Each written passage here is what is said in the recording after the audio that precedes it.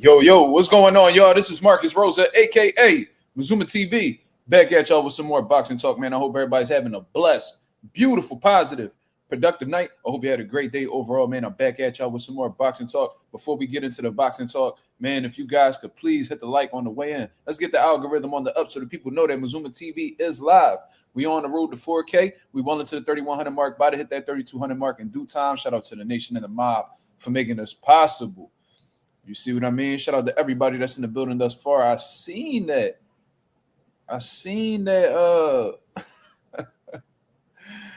Man, I seen that game that the Philadelphia Eagles just had, man. Yo, insane. That was a hell of a game. You know what I mean? So for those of y'all who watch, football and stuff like that, that shit was crazy. Shout out to everybody that's in the comments so far, man. Shout out to the boy Forever Dedicated. What up? Carl Minded, what up? Lorenzo, Chris Maldonado in the building. Justin Jackson. Oh, you seen that weak jumper? Yo, I was actually, bro, I don't know, because I ain't played ball in a pretty good amount of time. So it's like, I'm the type dude that if I don't play basketball for a while, my shot is off. And like, I was like, man, I always had a jumper. So I'm like, all right, I just got to work through it. Just got to find my rhythm. Then I finally caught it. And, bro, I had a hell of a game. Now I was in better shape than I thought I was. I woke up feeling a little bit, like, fucked up this morning, like, sore. But besides that, I felt all right. Yeah, we definitely going to talk about Adrien Broner, y'all. But I'm going to say that for last, because I feel like I'm going to have more to say about that. And that, that ain't going to really pertain to boxing. You feel what I mean? Because this isn't about Adrien Broner being in a boxing ring. This is about Adrien Broner needing help. And, I mean, if y'all don't want to be there for the segment, I absolutely understand because a lot of y'all just in it for boxing anyway. But we're going to have some real life talk. You know what I mean? We definitely going to have some real life talk. Terrence Smith said, did I see the boots in Sean Porter sparring? Yeah, I've been saw that, brother. Yeah, I've been saw that sparring. You know what I mean? I ain't going to say too much.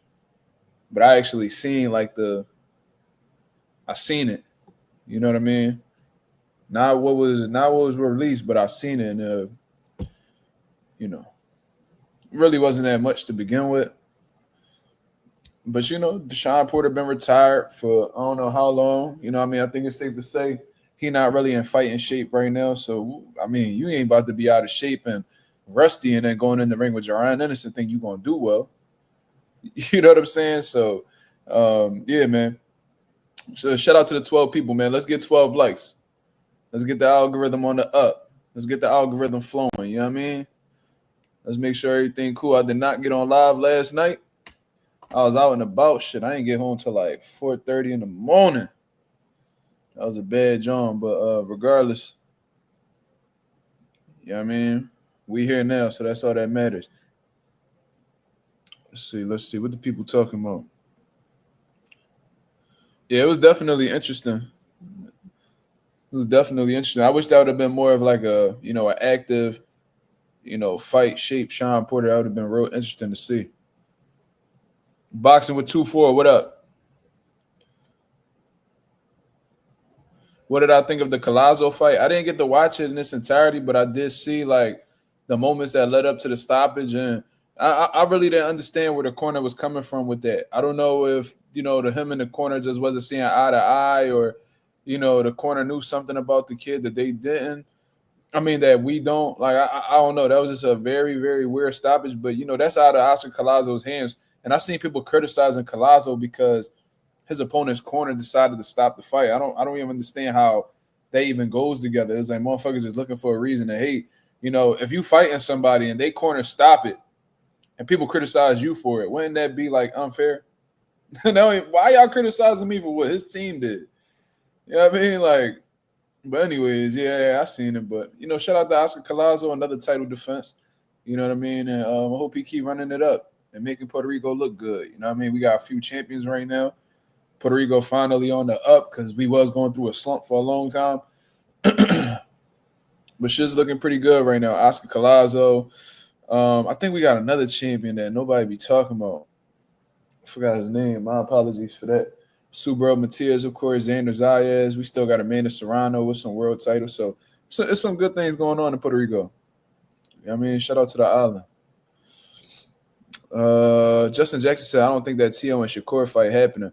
Justin, I'm gonna disagree with you, but I'm gonna tell you exactly why. And it's not because I'm defending Teo or nothing like that. The reason why I think it's happening is when you think about this shit realistically, bro. When you think about fuck Shakur's situation, we know Shakur fight. He wants to prove that he the best. You know what I mean? So we're not even talking about his situation. That's not the one that we concerned about, because historically we seen Shakur get presented fights and he take them because he believes in himself. Teofimo, on the other hand, we know he'd be a little bit sketchy with, his opponent selection and shit like that. Teofimo Lopez situation, right? Teofimo Lopez has burned a lot of bridges. Besides burning a lot of bridges in the sport of boxing, he's always complained about not getting paid what he feels like he's worth, right? So I think it's safe to say at this point in time that Teofimo Lopez ain't really looking for any type of pay cuts. He's not looking for any of those situations, right? Every hand that has fed him, he's bit. Cool. Top Rank brought him up from when nobody knew him all the way to becoming a unified world champion. You know what I mean? In a short amount of time, to be honest with you, he beat Vasil Lomachenko, took his titles. You know what I mean? Then Top Rank put him in position to fight Josh Taylor, who was the man of the division, even though, he was clearly on the decline after that Jack Catterall fight, but still fought him, and he's been a world champion since. I understand, trying to negotiate to get more money, but at the end of the day, you're worth what you negotiate, and whatever you sign, you got to abide by. You know what I mean? That's just, that's just business. You feel what I mean? So if you sign a contract that says we're going to give you $2 million minimum, then in reality, that's all they really have to pay you. You could try to negotiate and get this much money, but if you gave yourself a ceiling on what you could be paid, then you can't be mad when they give you the minimum. You feel what I mean? But anyways, Teofimo Lopez, pretty much burnt down his relationship with Top Rank to the point where Top Rank's pretty much like, yo, you know what? Go do whatever the fuck you want to do. Just whatever you choose to do, just bring back our percentage. Cool. So then, Riyadh season, I guess, get him the money that he wants. He fights at Times Square. He beats Arnold Barbosa. Cool. So then Turki Al-Sheikh, he trying to make good fights happen in the sport of boxing. You know what I mean? So he tried to line him up with Jaron Ennis. Jaron Ennis happened to be transitioning to a new division at the time. Cool. Then he goes to Devin Haney, somebody who's actually in his division or around his division, because Teo was talking about going up to 47, right? Cool. So then he brought up all these different reasons as to why he wasn't going to fight Devin Haney, bringing up religion and disrespecting countries. So at one point in time, he actually bit the hand that fed him with Turki Al-Sheikh. So he's habitually doing these things, right? Cool. So, I guess he tried to go over to the PBC side and see exactly what was available over there. The thing with PBC is they're not active as of right now. And,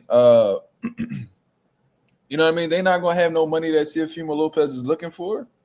They be having motherfuckers fight on pay-per-view, and pretty much whatever you generate is what you make. Especially after we take our percentages or whatever, y'all can just have whatever's left. You know what I mean? So that's what it looked like over there. So when you really look at Teofimo Lopez's options, bro, he's very limited in what he could do. So this is a PBC event supposedly that Shakur Stevenson is going to be fighting Teofimo Lopez on, but it's backed financially by Turki Al-Sheikh. You feel what I mean? So what other options does Teofimo have? If he's looking to get money that he feels like he deserves, they're not going to give him – if he's looking to get the money that he deserves, you know what I mean? Shakur Stevenson might be the best option for him. You know what I mean? Where else is he going to go? Is he going to sit around and not make money? Or I honestly believe that Teofimo Lopez's back is against the wall in this situation. I genuinely do. So, you know what I mean? I see what you're saying, because we have those concerns about Teofimo. However, I don't think Teofimo really got any options. You know what I mean? Because Top Rank not going to pay him to fight no scrubs no more. They don't even want to deal with him. The only person that seems to want to deal with Teofimo Lopez is Turki Al-Sheikh. And Turki Al-Sheikh, he said he don't do charities. He said he don't do no charities, right? So he gonna give you this money. Like, I ain't got no problem giving you this money, but you're gonna have to step it up. You're gonna have to step it up. So I think he can't look no. I think Turki Al-Sheikh applying pressure, like, all right, you got away with this Devin Haney situation, Devin fighting Brian Norman. So Shakur available. You want this money? You gonna have to fight Shakur. So Teo like, fuck, I guess that's just what I'm gonna have to do because I'm not seeing this money nowhere else. Nobody else is gonna be willing to give me this amount of money. So you know what I mean? If he was like Canelo, where he could get Riyadh season money over here, he could get that Jake Paul bag over here, he could get that PBC bag over there. Because PBC don't be having money, but somehow money always pops up when Canelo's involved. He could go the Matchroom direction. Canelo could go wherever the fuck he want to get a bag. You feel what I mean?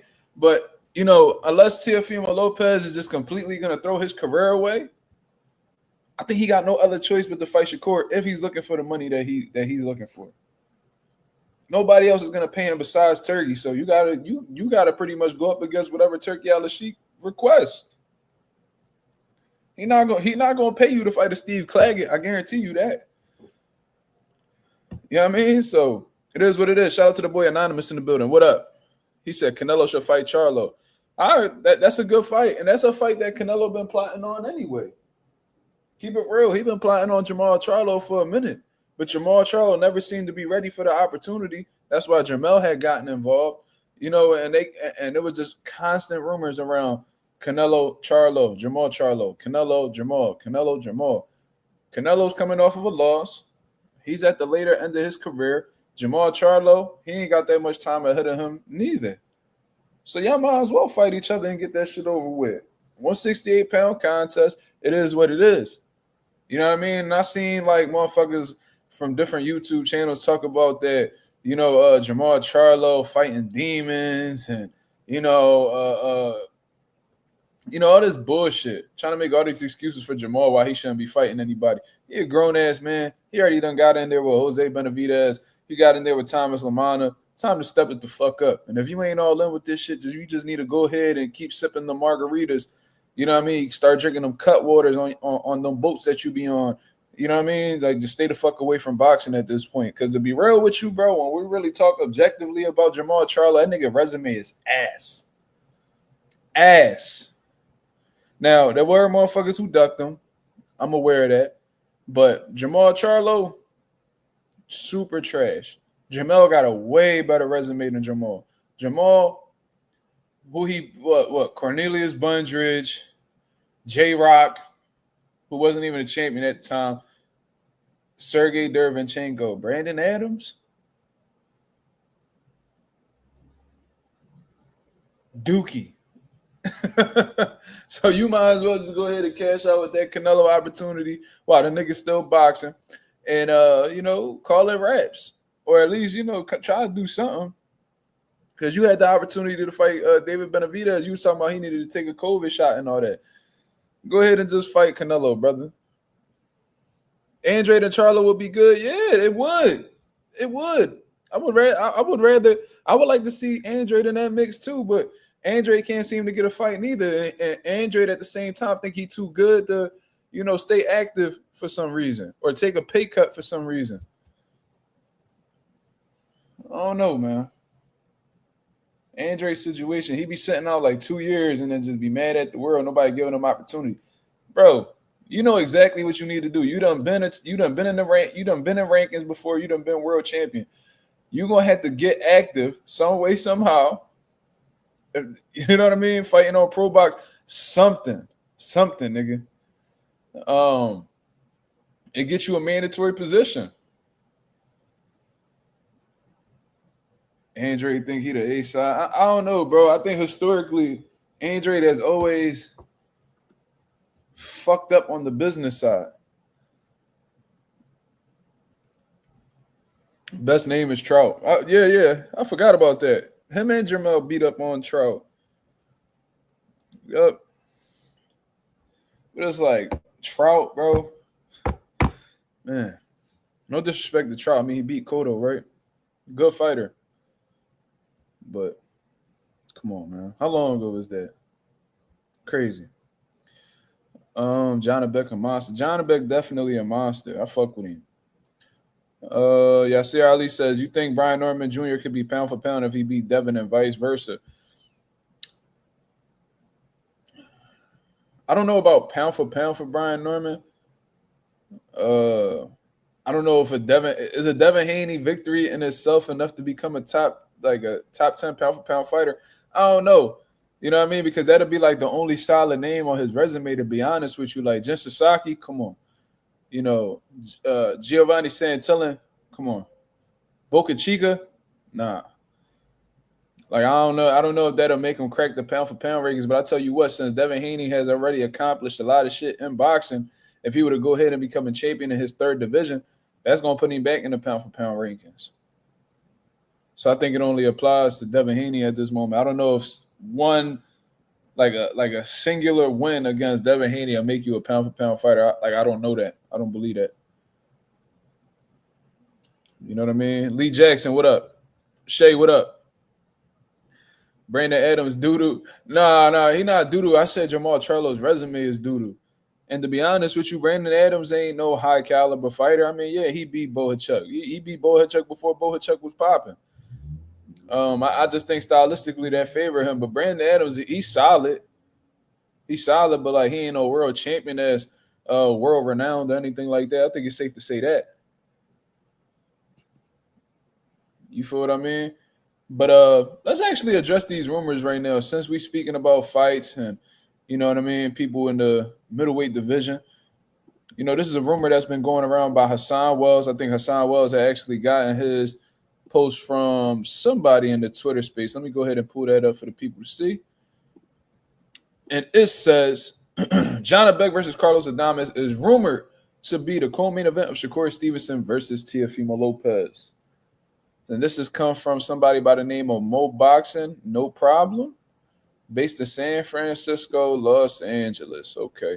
Now, I don't know too much about this page. You know what I mean? I don't know exactly how credible they are. But, hey, man, if this is the reality, though, like if this is what we really doing, that's a great two fights to have back-to-back, man. Janibek versus Carlos Adames for a unification fight in the middleweight division. 3 belts goes to the winner. And then you talking about Teofimo Lopez versus Shakur Stevenson in a world championship fight where, you know, Shakur Stevenson can likely, you know, become a 4-division world champion. That's absolutely phenomenal. So if he's capable of doing that, he beat Bo Hachuk twice. Yeah, I know that. Like I said, Brandon Adams is solid, but he's not like this world renowned boxer. You feel what I mean? Like a lot of people just started coming around that Brandon Adams for real.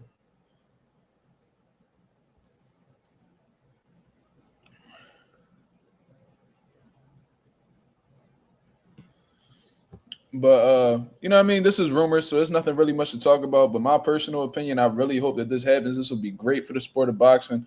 You know what I mean? I am a little bit iffy about Janibek and Carlos Adames just because they've had so many problems trying to make the fights, you know, in the past. You know, Adames has his side to the story. Janibek has his side. He feels like Adames don't want to fight.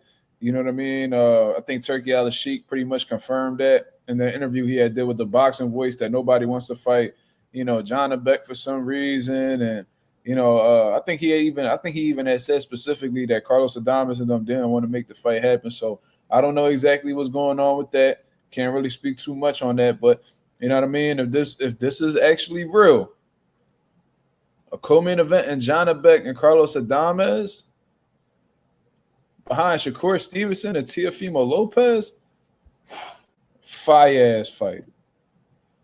Fire-ass fight.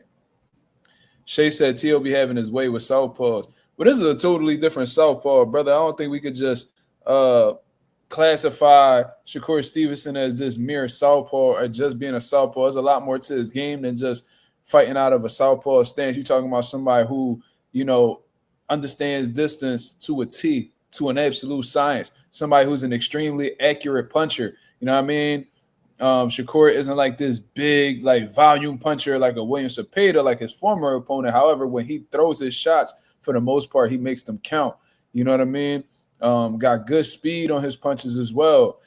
Good punch placement on his body shots. Underrated inside game, to be honest with you. His variety of tools in the defensive department, whether it's using his feet, whether he's rolling punches, whether he's getting out of range with with his pulls. You know what I'm saying?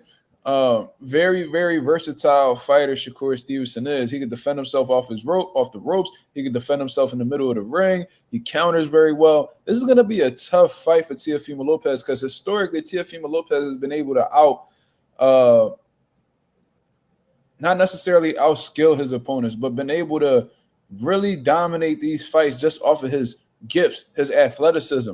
You know what I'm saying?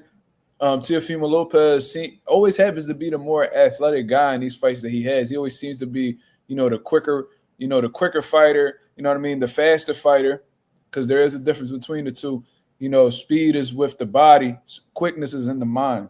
You know what I mean? So, good reaction timing. He always just seems to be the superior athlete whenever he gets in the ring. And look, he may be the more superior athlete than Shakur Stevenson, but what Shakur Stevenson has that can completely neutralize that is skills. You know what I mean? He might be able to neutralize a lot of what Teofimo Lopez is doing. And not only that, Teofimo Lopez is very gifted as a fighter. I'm not going to lie. But his mental is very, very fragile, in my opinion. I think he gets frustrated very easily, especially when he isn't getting his way. And he abandons the game plan shortly after, coming to this realization that he's frustrated, and he makes a ton of mistakes, leaves a whole lot of openings. It's just, I think it's going to be really tough for Teofimo Lopez, who is also a rhythmic fighter. You know what I mean? He moves off of rhythm. You know what I mean? He got like that. He's that type dude that like, you know what I mean? He works until he gets into that flow state. And once he gets into that flow state, he's very hard to, throw off. You know what I'm saying? So I think it's going to be very hard for him to catch a rhythm against Shakur because Shakur is not going to be giving him many opportunities to land punches.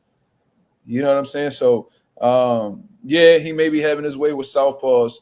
You know what I mean? But Shakur Stevenson is just more than a southpaw. He brings a whole lot of tools to the table that may overwhelm, frustrate, and even beat Teofimo. You know what I mean? Let me see. Shay says Teo Shakur going to be a 5-fight. That's a fact. Let's see.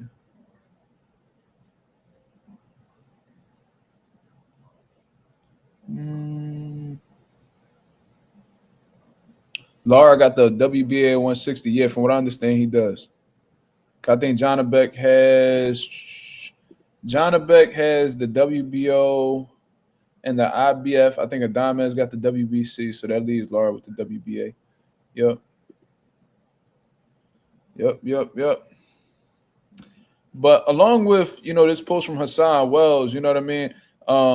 Like I said, these are rumors, but I think what adds more fuel to the fire in terms of this rumor is a tweet that, Janibek had actually put out recently. And this is actually some optimistic news from Janibek because Janibek, he always makes it clear when he feels like people are avoiding him or don't want to fight. And I felt like he was losing hope at one point in time. I ain't going to lie to you. But more recently, he actually had came out with a post. And let's see exactly where it's at. He puts it right here on September 19th. So this was about 2 days ago. He says, "Dear boxing fans, very soon you'll hear the news you've all been waiting for, and it's going to be a long-anticipated showdown in the middleweight division." So this is Carlos Adames telling y'all, that fight that y'all been trying to build for me, or the fights that y'all been demanding out of me, one of them is going to be taking place very soon. So stay tuned. That's pretty much what Janibek is saying. So, the biggest fight that's pretty much been called for Janibek to take at this point in time, a fight that a lot of boxing fans have been demanding, is the Carlos Adames fight now. Could this possibly be a totally different fight in the division? Absolutely. Could it still be a big fight for Janibek? Absolutely. But considering the rumors that's going around that he may possibly fight Adames on this Teofimo Shakur card, and him coming out saying exactly, you'll hear the news you've all been waiting for, it leads me to believe that it's the Carlos Adames fight. So, hopefully that's the reality. Like I said, man, Janibek definitely deserves the opportunity. I am for fighters who are willing to prove that they're the best in their division. I love undisputed matchups. I love seeing undisputed champions in boxing. I feel like there should only be one champion to a weight class. You know what I mean? The reason why I feel like that is because that's the only way to really know who's the best in their division. How could somebody say they better than you if you got 4 titles and they don't have any?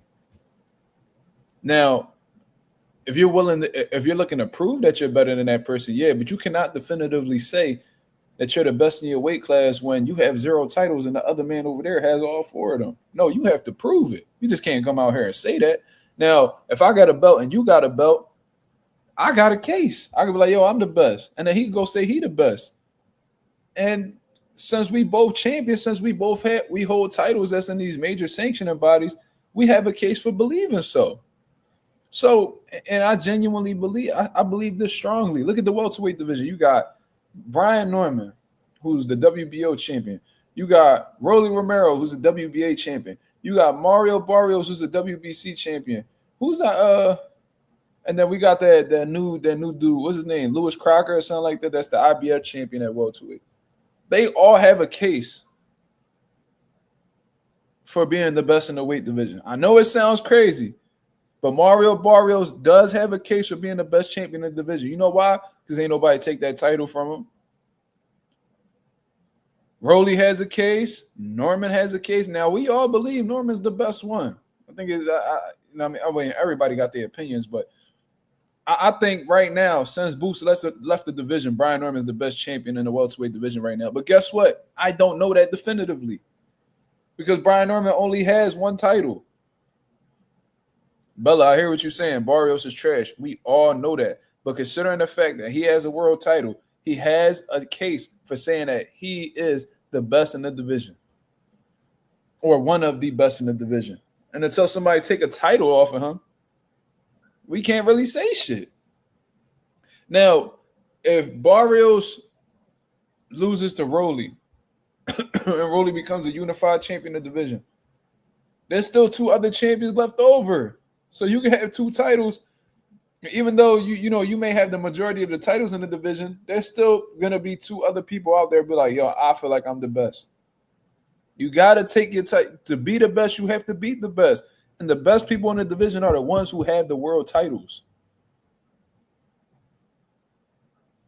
So this ain't me defending Barrios. Y'all know I ain't on that time. Y'all know how I feel about it.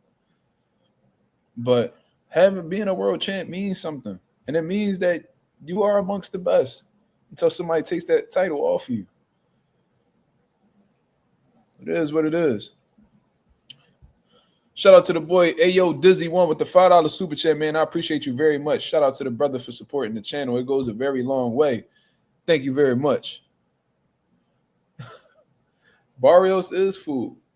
He is fool. His days are numbered, Bella. His days are definitely numbered. We know that. We know that. But right now, he one of them guys. Whether we like it or not, he's one of them guys. Shout out to the 35 people that's in the building. Let's get the likes up. Let's get the likes up, man. But, yeah, man, I really hope that Janibek fight and Carlos Adames fight happens. Janibek has been very impressive to me in fights that I've seen. Adames, I thought he looked absolutely phenomenal in his last bout against Hamza Shiraz, especially in the later half of that fight. So, you know what I mean? Seeing them both in the ring together would be sensational.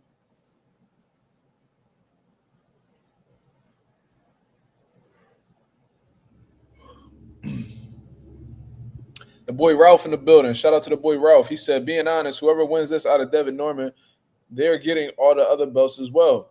I definitely agree with you, brother. But this is the thing. Are they going to give Brian Norman? Let's say Brian Norman beats Devin Haney. Is Rolly going to give Barrios an opportunity? I mean, is Rolly going to give Norman an opportunity? Is Barrios going to give Norman an opportunity? I don't know that. Jerron, you seen what Jerron and his attempted to do in order to become undisputed in the division, man. You know what I mean? With guys like Barrios, they like to move on their own time. They not in no rush to make these big fights happen. That man don't believe in himself. He just want to hold his little title and chill in his corner for as long as he can hold the belt. And whenever he loses, he could just go about his way. He said Matias should go up to 147 and take Barrios' belt. Oh, man, Matias would stop Mario Barrios. That'll be an easy world title. But I never really heard Matias actually express ever fighting at 147 for some reason. I don't know why that is. Maybe he just makes 140 relatively easy, so he doesn't feel the need to move up. I don't know. You know what I mean? I think he did look kind of crazy on that scale against Albert Puello. And Subriel do look like he put on a little bit of weight when he's not cutting or getting ready for a fight. But I've never heard him really express interest in being in the welterweight division. I could be wrong, but if he were to go up and fight Barrios, I would definitely like Matias to stop Barrios. The way Mario Barrios face breakup, his Mario Barrios nose, like that area, doesn't respond well to punches. You know what I mean? There's people that's more durable than others. Like you can see dudes get hit and they don't even get bruised. They like Mexicans and shit. Like they be getting punched in their shit. They get their ass whooped for 12 rounds and their face look like a punch never landed on them. Then you got the ones who face break up all crazy at the smallest amount of punishment. You know what I mean? I could see Matias really doing some damage to Barrios, sending him home early. Especially if he hit him with a good body shot like Tank hit him with. Shit. The boy Anonymous in the building. He said, speaking of 147, what do you think about the Nicholas Flaz and Tiger Johnson fight? Man, I absolutely love that fight, but not for Tiger Johnson. I think Nicholas Flaz is one of the most underrated fighters in boxing right now, man. My dad is a huge fan of Nicholas Flaz. I think they even spoke before, man. I would love to bring Nicholas Flaz on the channel. I don't know what's been going on in his most recent fights. He was supposed to fight not too long ago. That shit didn't work out for some reason. And I think he had actually picked up an injury, in the lead up to his previous fight. But that fight with Tiger Johnson, it's a great one. Tiger Johnson just fought Boca Chica.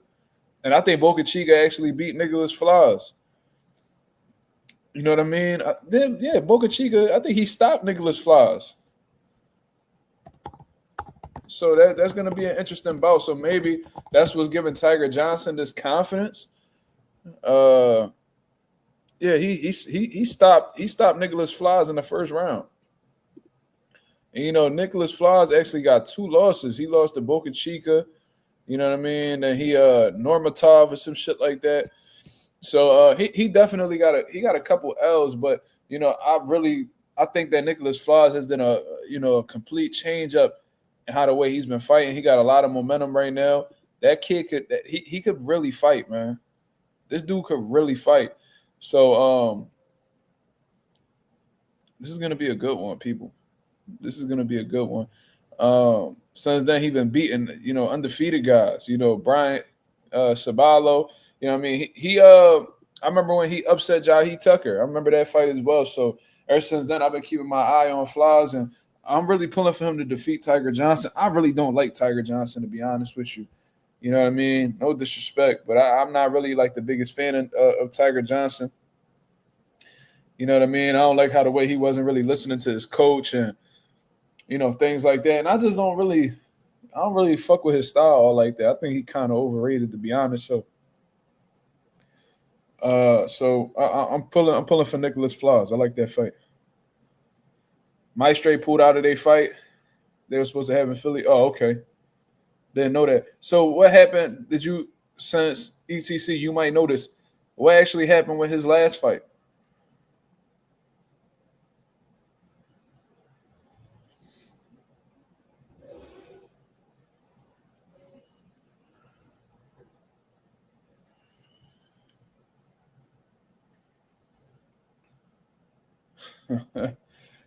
He talking about Tiger Johnson. Anonymous says, I don't like how he be disrespecting other fighters and putting out trash performances. Yeah, you got to walk it like you talking, man. If you're going to be calling out other people or criticizing other fighters, you got to make sure, you know what I mean, you put that you looking impressive, bro. You can't be throwing rocks from a glass crib. You feel me?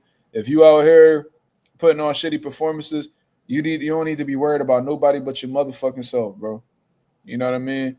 I didn't really find that Boca Chica performance really impressive either, to be honest with you. So Nicholas Flaz is a great fucking fight with Tiger Johnson. The Tiger Johnson pull it off. I'll give him credit for it because guess what? Nicholas Flaz could fucking fight. Could definitely fight. But when Flaz start letting them hands go, I want to see how Tiger responds to that because Nicholas Flaz has a really good work rate. Said Tiger hated on Devin. He know why the fuck he felt the need to do that. You ain't nowhere near the same caliber as dude. You nowhere near dude level. Like are you even ranked in the sanctioning body yet? Niggas be so small time talking shit about the big timers. I don't be understanding that. That's what kind of be pissing me off about Blair Cobbs. This nigga got a WBC People's Champion belt off of old washed up ass Adrien Broner.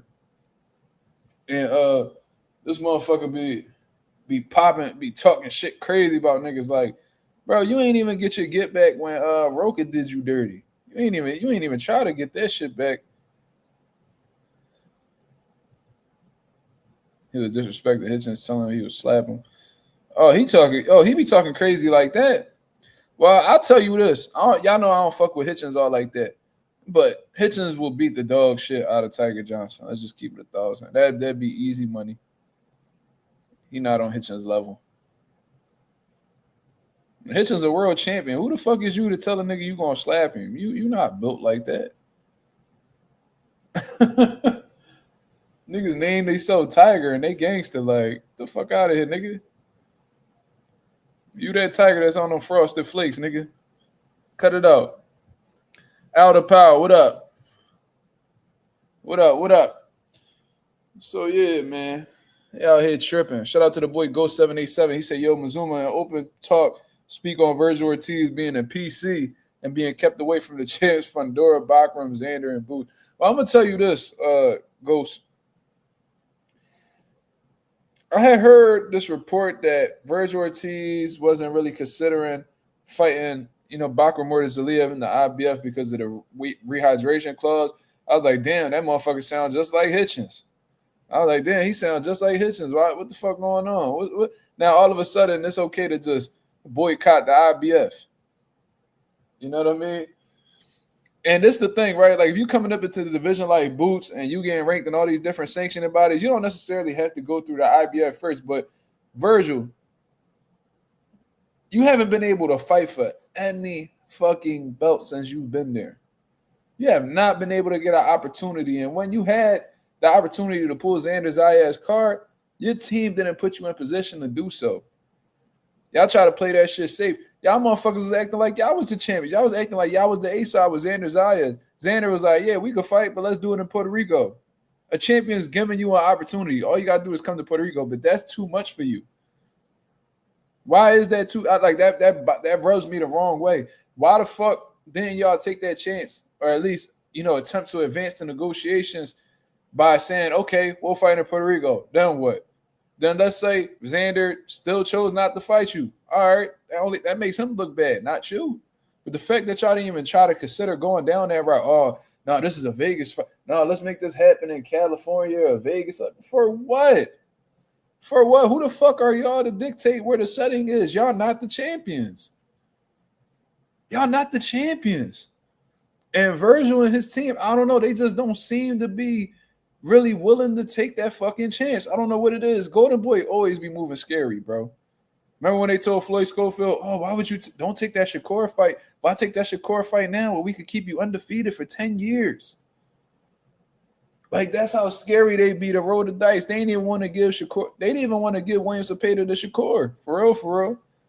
Turkey Al-Sheikh had to bend their motherfucking finger back to like, come on, make the fucking fight. And Oscar's like, okay, damn. Okay, damn.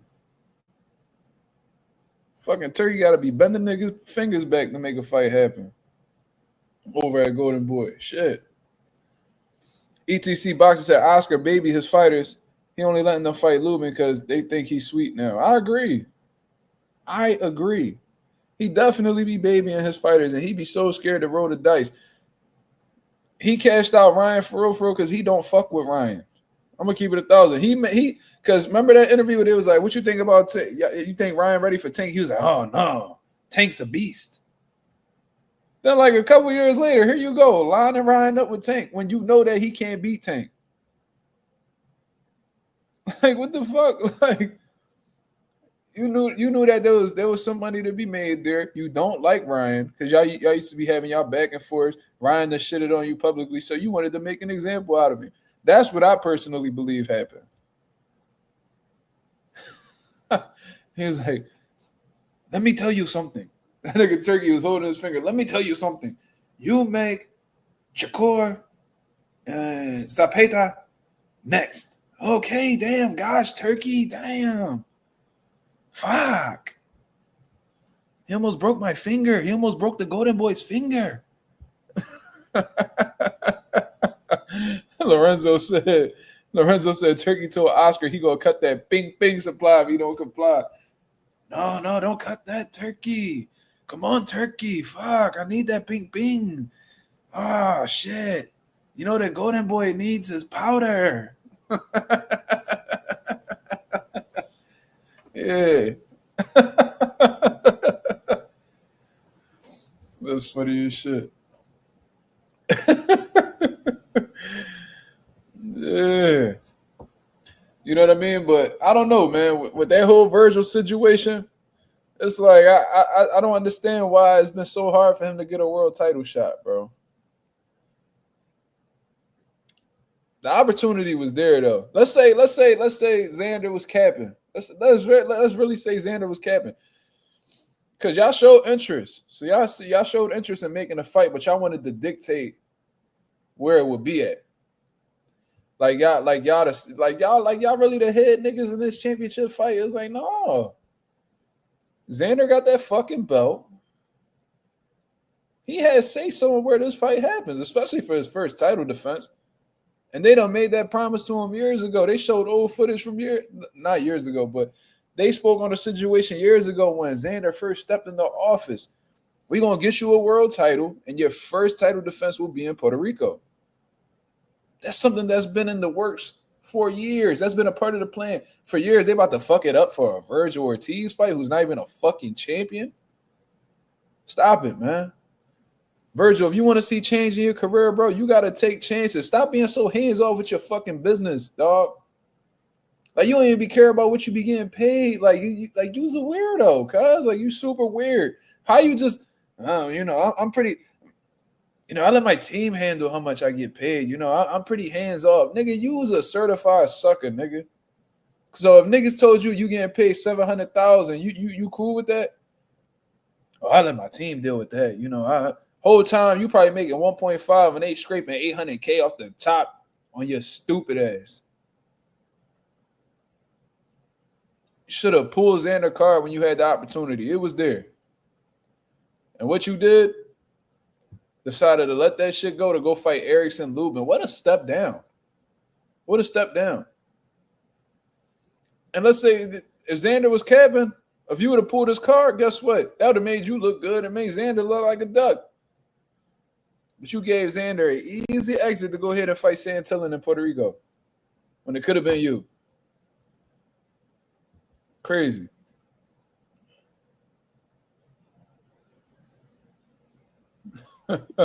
Rouse said Virgil better not do like Hitchens and wait till Bakram loses to jump and fight for the IBF. It's gonna be a bad look. Definitely is. Because that's the thing. You can't be like, oh, I don't want to fight for the IBF because of the rehydration clause. And then when that champion that you refuse to fight for that belt loses, then all of a sudden you fighting the next champion. That just make you look bad, brother. It really make you look bad. You cannot do that. Because if it's an IBF problem, let it be an IBF problem. If Bakram loses that belt, let's say he loses that belt to fucking like Jesus Ramos or something. Let's say Jesus Ramos beats Bakram, right? I know he's at 160 now, but you know what I mean? Whatever. Then Virgil Ortiz is jumping at the bit to fucking fight Jesus Ramos. It's like, bro, you just said you wouldn't fight for the IBF. So it's going to be clear that it's not a fucking IBF problem. It's an opponent problem. So we'll see. That's exactly what happened with Hitchens. He definitely ducked Subriel. I don't give a fuck what nobody say. I'll go to war with anybody about that topic. Because you're not going to say, and he told Subriel to his face, why would I fight you if I can only put on 10 pounds with your style? Why would I only fight you? Well, you see, you making it clear that you don't believe in your chances. Because if you genuinely feel like you better than somebody, well, no matter how much weight you could put on or how much, it doesn't, like 10 pounds should, rehydrating 10 pounds should be enough. What's the problem?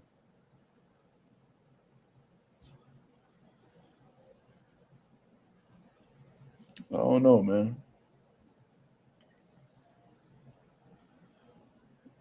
Lubin could pull it off against Virgil. He just gotta stay disciplined, man. Even if he gets rocked, if he gets clipped, hit with a good shot or whatever, he has to stay focused on the game plan. The moment that he start to try to bang it out, pause with Virgil, is gonna go left. But something just tells me that Virgil gonna catch Lubin with a good shot. You know what I mean? I think he's gonna change the course of the fight. Either Lubin gonna go into defense mode, like survival mode, or he gonna try to fight fire with fire and get his ass burnt up. That's what I think gonna happen. Because I just don't see 12 rounds of Lubin boxing and not getting hit by Virgil. I don't see that happening. I think Virgil got quick enough hands. He could be a combination puncher. He's nonstop pressure. I just don't see how Lubin goes 12 rounds without getting hit with a good shot. You know what I mean? Lubin got to make sure that he's able to, take that power for one, because I don't know. His chin done got cracked before. You feel me? So, first of all, if you do get hit with the shot, you got to give yourself that reassurance that you could, get back in the mix. I don't know. I think Virgil will beat him, though. Robert Jenkins in the building. Here comes the greatest casual of all time. The Jacote Robert Jenkins in the building. He says, Teo does not have his way with southpaws. That is misinformation. He got beat up by Sandor Martin despite winning an arguably loss to Jermaine Ortiz. Shakur eradicates Teo. That's actually not a bad take, Robert. Good job. It's actually not a bad take, Robert. Good job. I like that.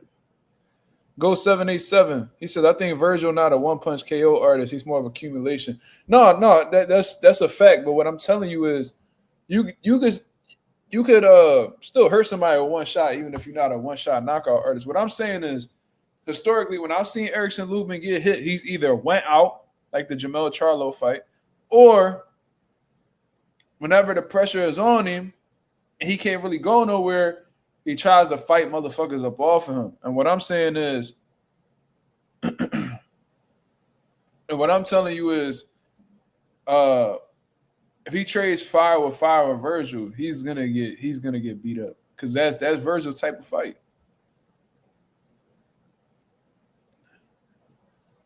Thoughts on Kevin Cunningham as a trainer? I don't really know too much about him, brother. I know that he's worked with good fighters, but I don't really know like his beliefs as a trainer. I genuinely don't know. I know that Broner has worked with him in the past. Then Tank just have him in his. No, that was Barry Hunter. That was Barry Hunter, right? Kevin Cunningham.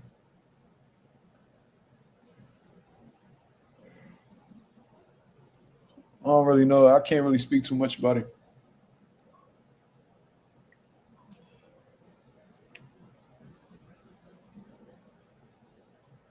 That's why I say sometimes, who's the best trainers in boxing to me? That's a great question.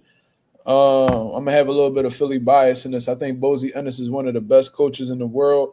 I think Brian McIntyre and his staff is an amazing are an amazing camp in itself. Robert Garcia is a great trainer. I like Manny Robles. Um, who else? Who else? Who else? Hmm.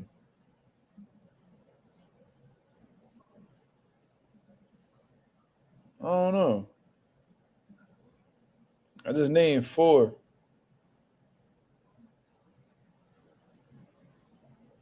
Andy Lee's a solid coach.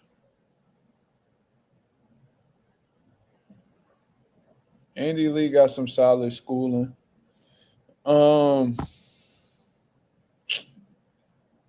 there's somebody. I'm definitely forgetting somebody. I mean, I don't really fuck with Derek James, but he is a good coach. I said Robert Garcia already.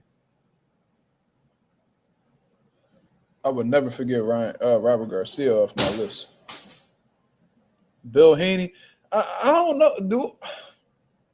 I don't know, man. Like I really don't look at Bill Haney as like a coach. Like I don't. I really don't. Because all I ever seen Bill Haney do was have his son train with other guys, and then whenever he learns what he learns from them, he just takes it back to the crib. I don't know. Wally Moses is a good coach. Calvin Ford is a good coach. Yes, they are.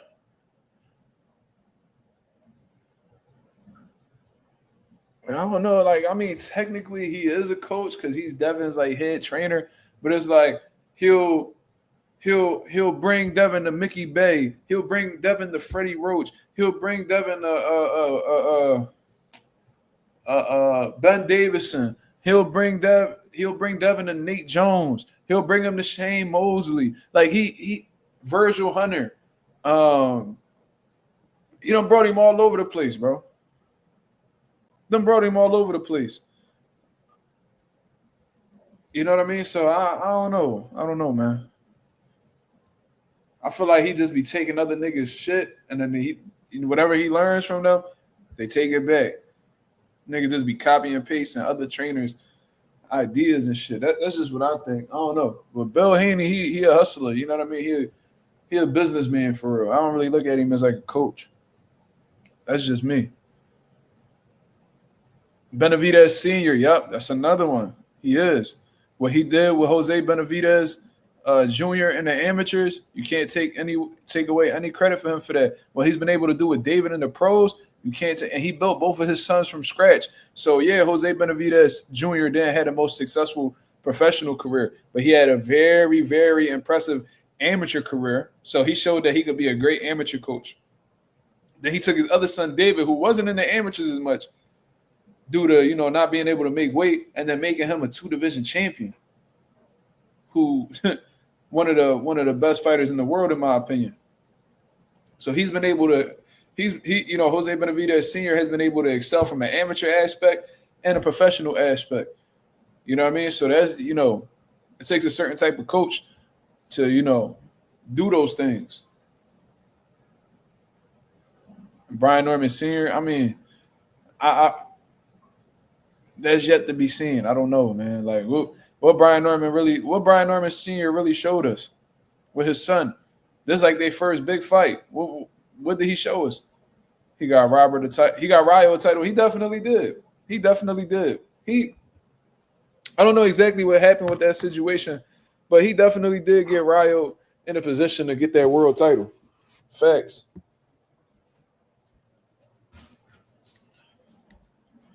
They've had their little, personal issues and shit like that, but you can't take away what Jose did for Ryo, for sure. And look, he got Diego Pacheco, right? Is Diego Pacheco still with Jose? Eddie Reynoso? I mean, there's definitely some stains on his jacket. I'm going to say Chepo. Because when Canelo was with Chepo, I never heard him pop. But Chepo, he retired now, so.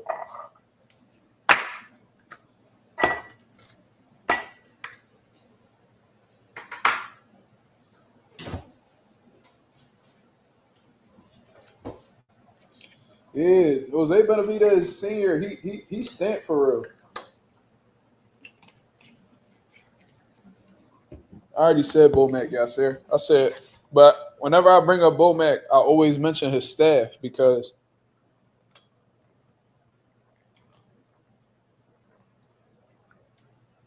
he ain't doing it alone. You feel me? But Bozy, very, very slept on trainer, man. I know Bomac gonna end up getting he gonna get trainer of the year. Like that's a shooing. Don't nobody ain't nobody else getting that. They might as well just send that plaque over to him right now. On some real shit, they need to go ahead and put Bomac in the Hall of Fame, International Boxing Hall of Fame, for what the fuck he did with Bud alone. Yeah, Bozy trained Stephen Fulton. So the only two world champions in boxing right now, Bozy and Philly. The only two Philly champions in boxing right now, Bozy trains both of them. That's one. And he also got, Haven Brady, solid fighter. He has Dennis Thompson. I don't know if Bozy's Dennis Thompson's trainer, but he got Andy Cruz. God, they got a phenomenal stable over there, bro. They got a phenomenal stable. And Bozy, I don't know if he's still working with Gerald Miller or not, but I know Gerald Miller was over there.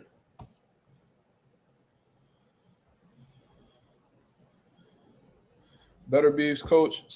Go do his man. Say his real name.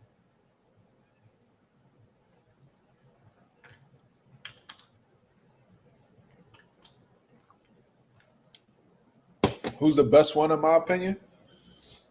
Probably Robert Garcia. Just based off of I'm gonna say Robert Garcia just based off of like his catalog, bro. Mark Ramsey. Shout out to Mark Ramsey. Just based off of Robert Garcia's catalog, like, bro, go look back. It's fuck what he did this year or in the last 5 years. Go look at all the champions Robert Garcia done trained, bro. Champion after champion after champion after champion. Joel Diaz, they nice. He stamped, man. Like, look, he made Tim Bradley who he is.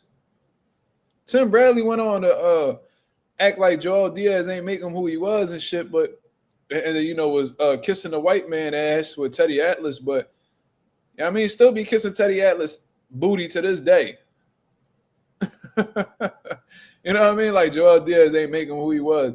Like, man, now get the fuck off.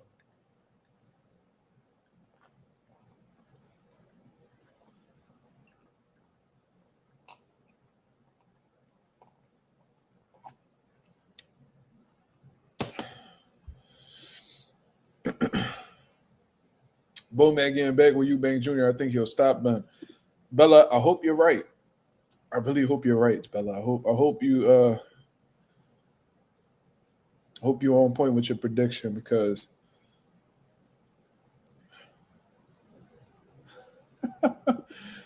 Lorenzo said left Diaz to join Teddy and get caught a fireman for 60 seconds between rounds. Yeah, bro. And to be real, like I said, like people be boosting up Teddy Atlas' head because he come from that old school boxing and he came up with Mike Tyson and Cus D'Amato and he comes from that lineage. He's one of the last trainers that we have left that have mastered the peekaboo style and all this bullshit. Name one champion that Teddy Atlas built from scratch. So like guys like Derrick James built fighters from scratch. Robert Garcia built fighters from scratch. Not fighters, champions from scratch. Nacho Beristain built champions from scratch. Shit, if you want to give Chepo Reynoso the credit, built champions from scratch. Bomac built champions from scratch. Bozy built champions from scratch. Like Wally Moses built champions from scratch. Lamont Roach Sr. built champions from scratch. How many fighters has Teddy Atlas built from scratch? Every fucking product he had was already made. These fighters already was who they was when they came to Teddy.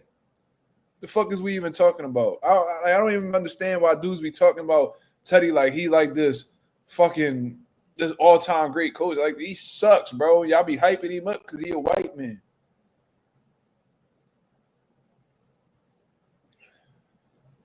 And, you already know Tim Bradley look at, he got an inferiority complex. Whenever he see on white people, he just he one of them niggas that be so happy to be around white people because he feel like they superior to him. And when they embrace him, he love it. He feel like he wanted them when he get love from them. He weird like that. He a Candace Owens ass nigga.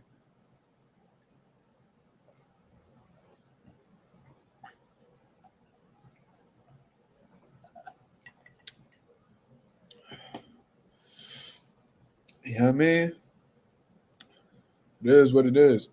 But anyways, are we ready for this Adrien Broner conversation, people? This ain't gonna be boxing related, but I just felt like I feel like I need to say this because I'm gonna tell you guys about like my experience, what I personally think. Well, not what I personally. I'm gonna just be speaking on this, man. I got to, bro, because I ain't gonna lie. Like, it was all good when we was making fun of Adrien Broner and stuff like that, but I ain't gonna lie, I watched this video and I felt this shit kind of heartbreaking, bro. Like, no, this ain't even about George. This ain't even about getting kicked off the podcast. So there's this video that's been circulating around with Adrien Broner about him, allegedly trying to skip out on the $2,200 tab at this restaurant, bar, whatever it is. But I'm gonna actually play the video. I want to know exactly what you guys think, man. Because I ain't gonna lie, this is pretty sad, bro. So let's play it. Yeah, we get to a party for free, cool. But how is he gonna get this money? He gonna get it back, man. Can we do a party or something? Why am I bleeding, bro? No, because we got to square this up tonight.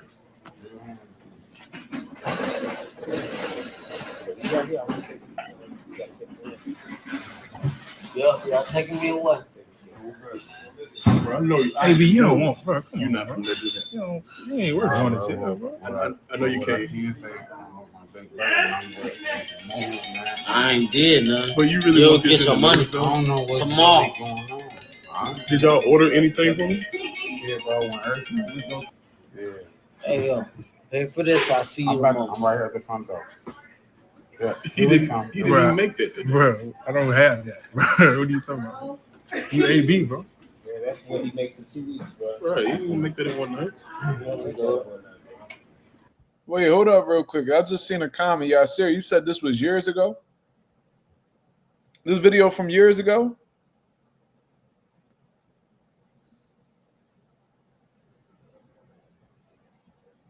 Because if that's the case, then ain't no even point in there's no point in even talking about this now. I thought this was recent. Can somebody confirm whether this was years ago or not? Because I ain't gonna lie, AB do look a little skinny in this picture, so I'm trying to figure out whether this is new or what.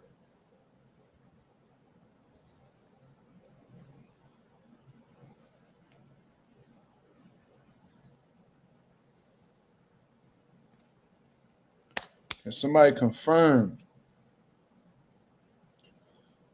Yeah, Sir said, why they trying to shit on AB all of a sudden? Shit was years ago. Was it really years ago? Because he do look skinny, like he was cutting weight or something.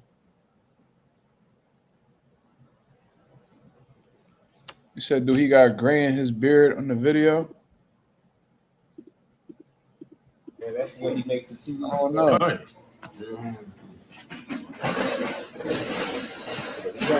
He definitely don't.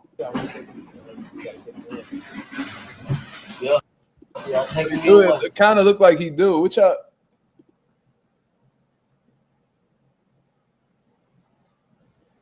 do look like he got gray a little bit. I can't tell though. Probably not. Right here, it don't look like it. Yeah, y'all taking me away? Bro, I know you. AB, you don't want, bro. But just looking at how the way his jeans look and shit, looked like he was cutting weight. Like he looked like he lost like skinny, like he lost weight or something.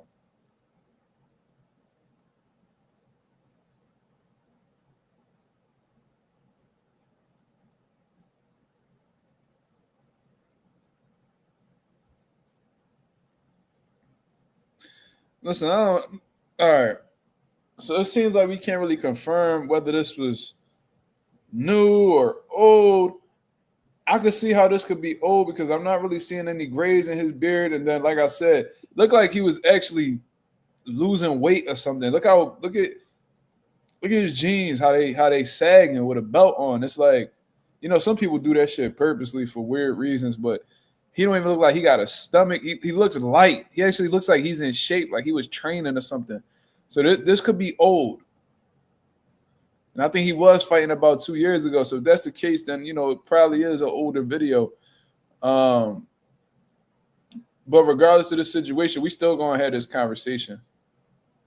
Because it doesn't look like we can confirm whether it's old or not. So let's just let this video play. You're not from there, do that. You ain't working on it, bro. I know you can't. I ain't did nothing. But you really You'll want this get your in money. the I don't know what's Tomorrow. really going on. Did y'all order anything from me? Yeah, bro. When everything we go. Yeah. Hey, yo. Pay for this. I'll see you I'm tomorrow. right here at the front door. Yeah. He didn't even make that today. Bro, I don't have that. Bro, what are you talking about? You AB, bro. Yeah, that's what he makes in 2 weeks, bro. Right, he didn't make that in one night. Whenever y'all ready to arrest me. I ain't did nothing to nobody. Yeah, like motherfuckers is getting free All right, walk here y'all go. That's like promotions, man. That's all I can give. If y'all don't want it, take it back. What that is? It's 40, bro. It's 2. Damn, let's get them some money, man. They showed us some hospitality to the max. Nah, what's that? Give it to him. That's all I can give. Well, you done the recording, bro. I ain't fucked up. My life fucked up. I ain't gonna lie. Since we've been out here, man, ain't nobody charged us to come through and kicking and give us. That's what I'm saying, bro. I don't do this, bro. I would have stayed here until he shot me, bro. Hey, did they communicate all this? I don't know. Defense came to me, so me. Y'all should have made that play. Y'all plan on just doing a walkthrough or something like that. That's what I'm saying, bro. Y'all just come in here and just run the tab and talk to them. Let them know what y'all trying to do. He ain't talk to me either. It's the same thing. Everybody. Same. All right, just take him to jail. Come on. Hey, come get me. Right now. Hey, BJ, give my phone. Give my phone. He really called the narcs, bro. I don't think that's funny. All right. So that's the video with Adrien Broner. I don't know exactly what the details are on the video, but just based off of the caption, it says Adrien Broner allegedly caught trying to run out on a $2,000 restaurant tab. You know what I mean? He went on to say that, he'll give you the money tomorrow, and then he probably looked like he put together like $200-300 and said, "Oh, that's all I could really give you." Blah blah blah. Clearly intoxicated, off balance like a motherfucker, slurring his speech. Look, was acting and was talking very similar to how the way he was just acting on Cam and Mace's podcast. It is what it is. You know what I mean? So, just drunk out of his mind, acting a fool, and doesn't look like he's gonna be looking to make any changes anytime soon. So, what do I make of this situation, man? I'm one of very few people. I'm not gonna say I'm the only one because that would be a lie. I was one of very few people years ago who was calling for Adrien Broner to get some type of help in his life.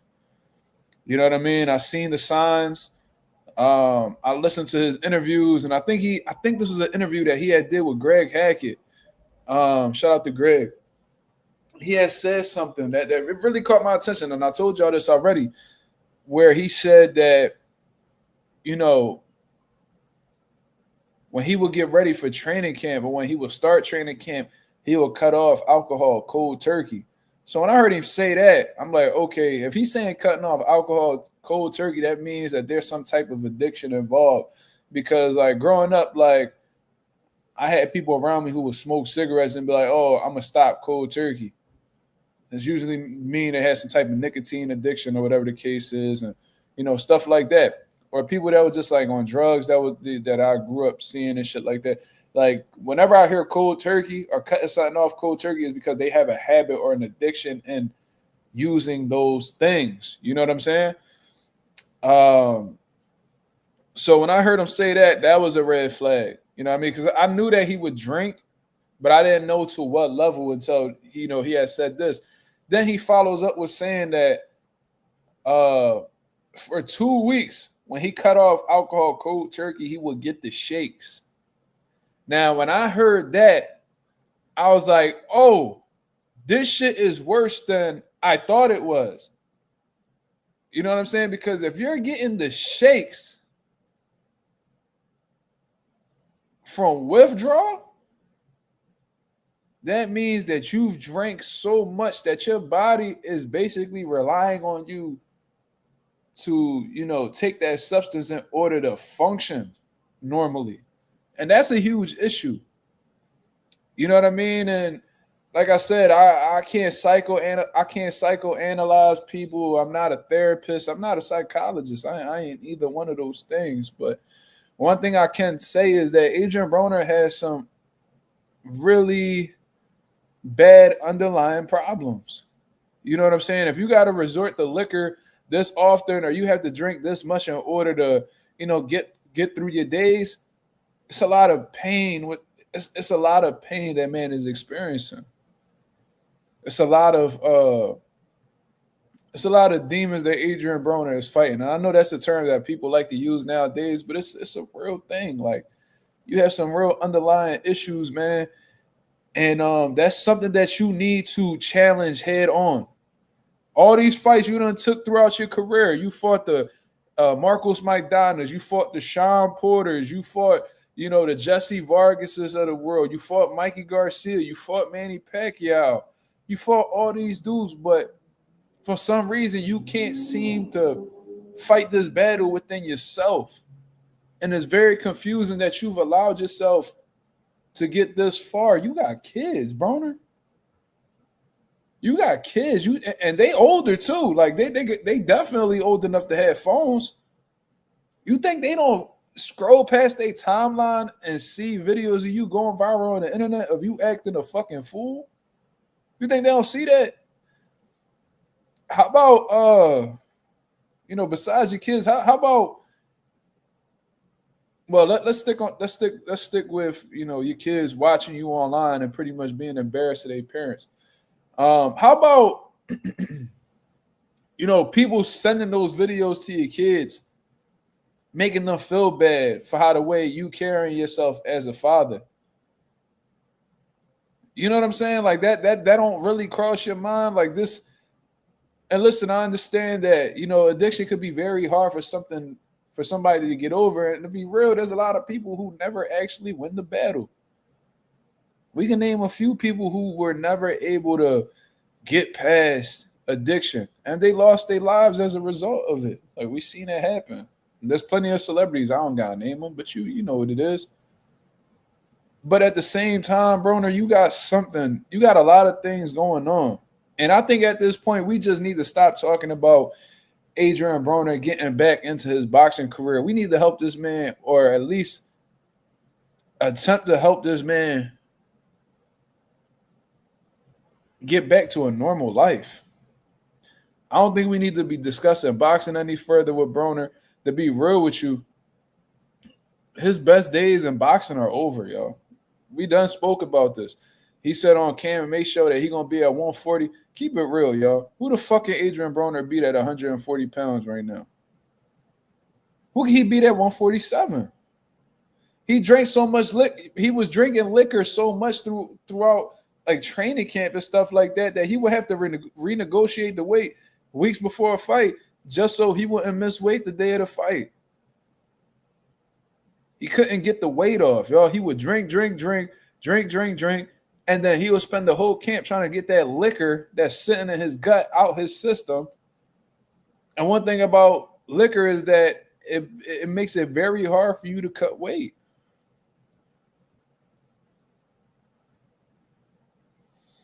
Blaze Pound for Pound TV said AB needs to go to detox.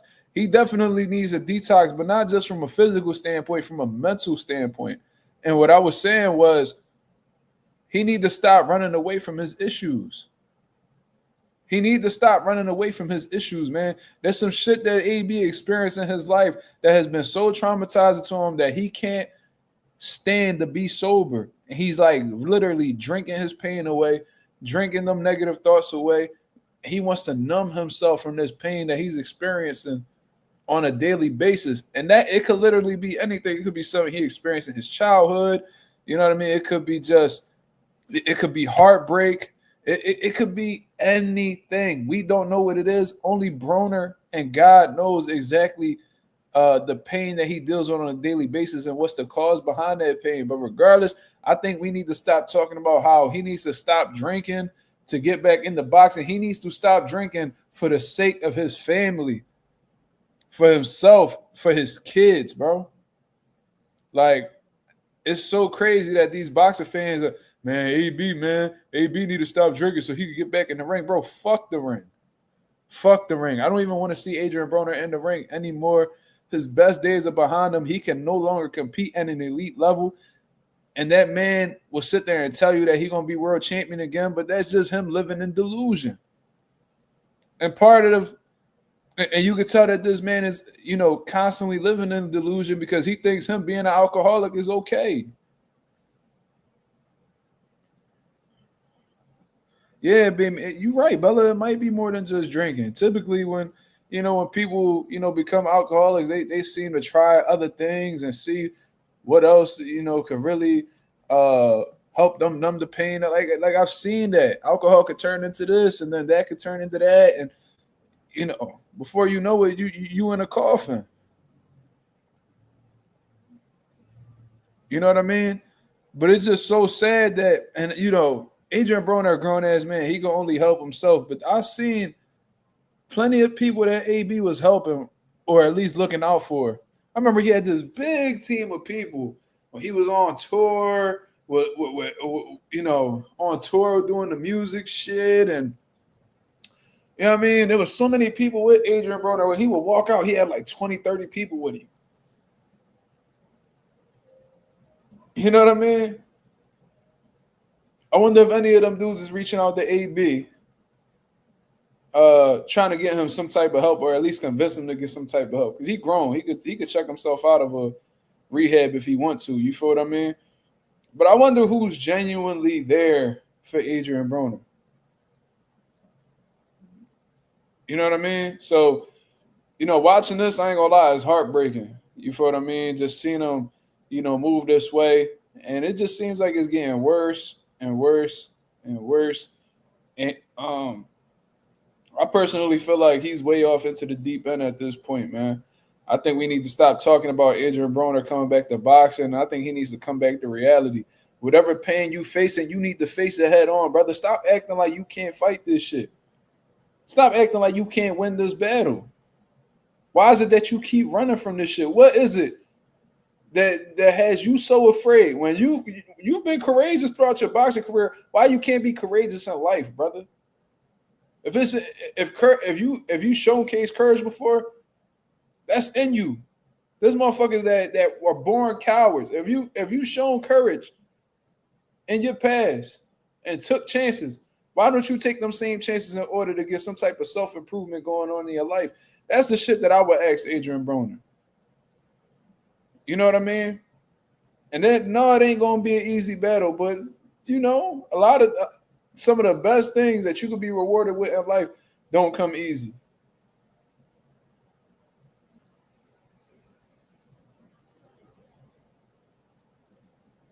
Bella Face said, how the hell you run up a $2,200 tab at a damn restaurant? I don't know. He probably was there with a few people. You know what I mean? Making it seem like he was taking care of them. Definitely liquor was involved.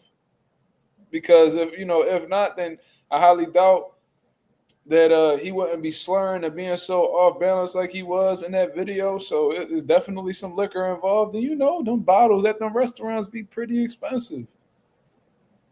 You know what I mean? I be seeing $300-$400 bottles. That could have been like a club / restaurant. You already know how they be doing. They'll grab $100 bottle of Hennessy and sell it for $300, $400. And motherfuckers be buying it too.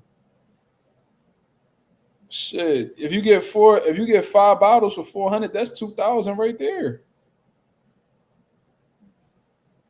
It'd be that easy. Probably got like $200 in food, and the rest was probably liquor.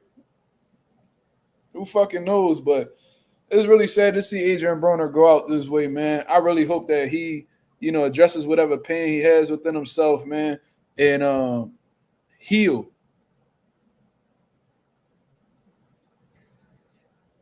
He definitely needs to heal, man. He needs to find out exactly what it is that's making him resort to liquor. Do it. If you ain't gonna do it for yourself, dog, do it for your kids, man. How many kids did Adrien Broner got?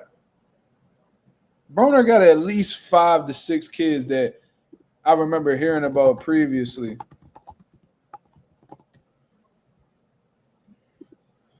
Let me see. So, based off of what I've seen right here, this dude got 5 kids, bro. Probably more.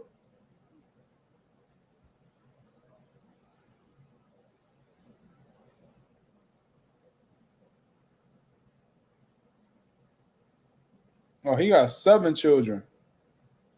We got 7 kids with 6 women, bro. Oh, he got 8. Listen, I don't know how many he got at this point, bro. That Google doesn't look like they coming up with the right numbers. But what I'm going to say is, bro, if you ain't going to do it for yourself, do it for your fucking kids, bro. You got kids that love you, man. And that's a rare thing to find in today's age. But one thing about kids is, bro, they going to love their parents, especially if they're around, bro. Don't let your addiction be the reason why your kids resent you, AB. Because it seems like the only thing you worried about right now is money, money, money, money, money. And you ain't worried about what really matters most. And that's your children. That's your children, bro.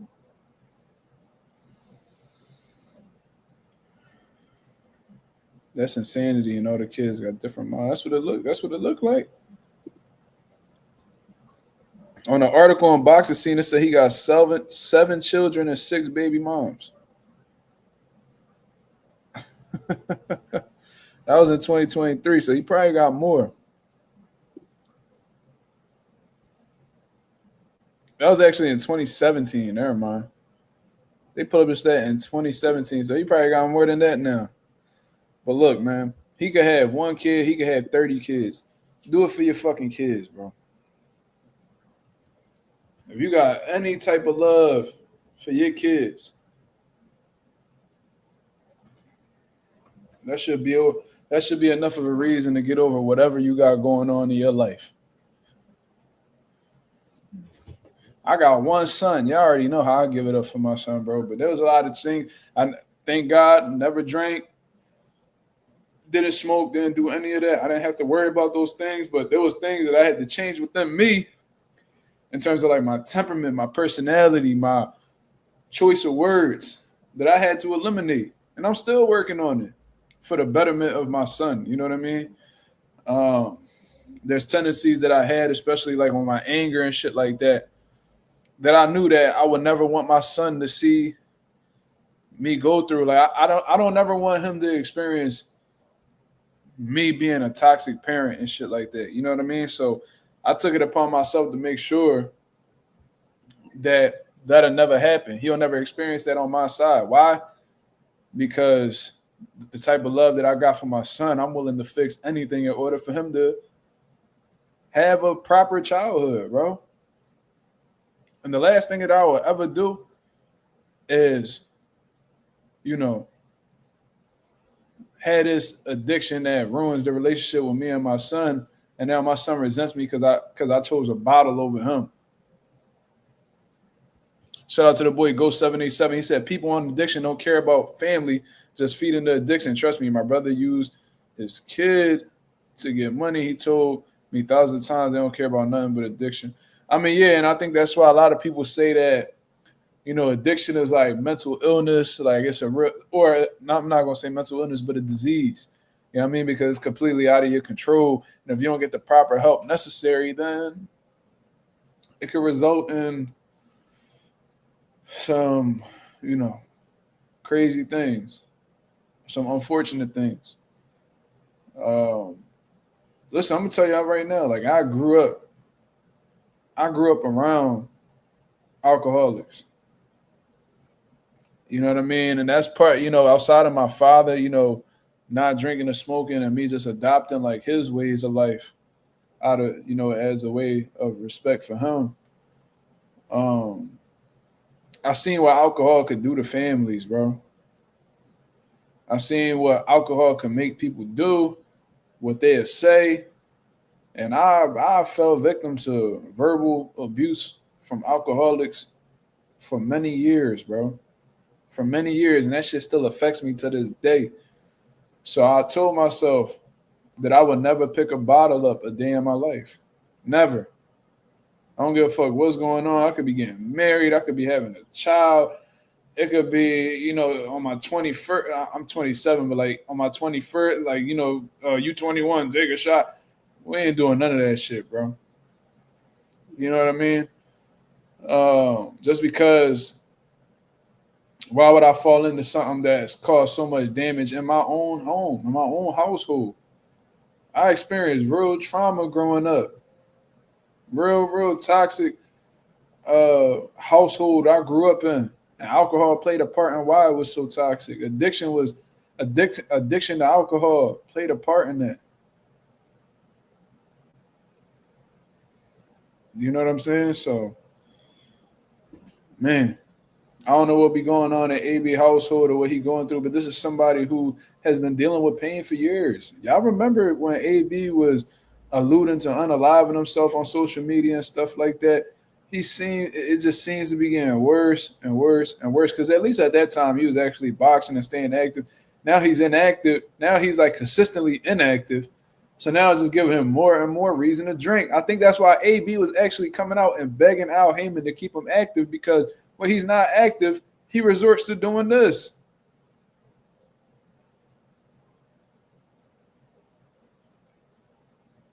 Now I get it. When you sitting around and you ain't doing shit, it may cause you to do some stupid things, take part in some terrible choices. But boxing not gonna be around forever, AB. Boxing ain't gonna be able to solve all your solutions or keep you away from vices. And no, bro, eventually you gotta hang them gloves up. And you're gonna have to find that willpower within you in order to stop that cycle that you've been taking part in for these past few years, bro. Ralph did, yeah, you're correct. He said, Dan, Al budget his money so he won't spend it all. Yeah. Because Al knew that Al knew his tendencies. He knew how impulsive how much of an impulsive spender he was. So he did the best job he could do in trying to save AB from himself.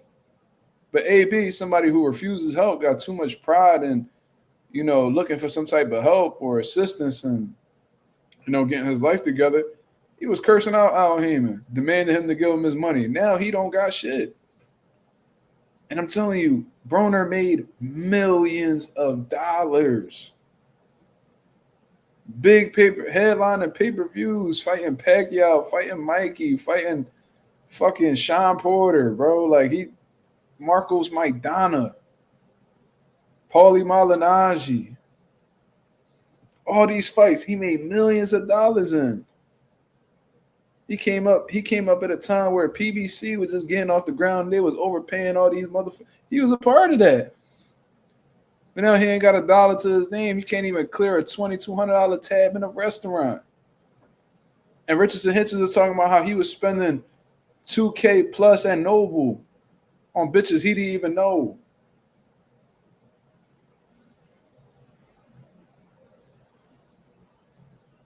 Crazy.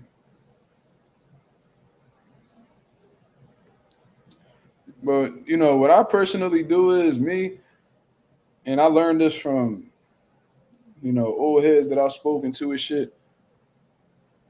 You can learn from watching somebody else step in shit, bro. What I mean is you don't have to directly experience something in order to learn something from it. I mean, there's people that's hard-headed like that. They see somebody else go through a situation. So, and you know, because it happened to them, it won't happen to me.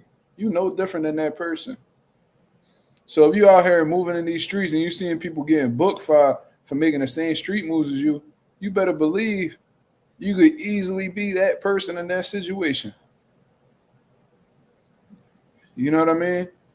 Yeah, Sarah Ali says, I heard Floyd hated his guts. Bro, Floyd was the man who stepped up. See, I don't like Floyd, right? There's a lot of shit that you could say about Floyd, and you would be absolutely right in terms of him not being the best person, blah, blah, blah. I heard this shit from people that was close to Floyd. The one thing Floyd did do was that when Broner was talking about unaliving himself, Floyd took Broner over to Vegas and was just keeping him in good spirits. I remember that. Had him in the gym, training, running, you know, staying focused, just keeping his mind occupied.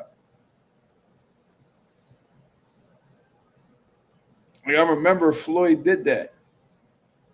And what AB do? As soon as he left Floyd's, left his vicinity, went right back to the same old bullshit. So Broner has gotten help before. He's had true, genuine people around him who wanted to see him do better, but he doesn't want to do better for himself.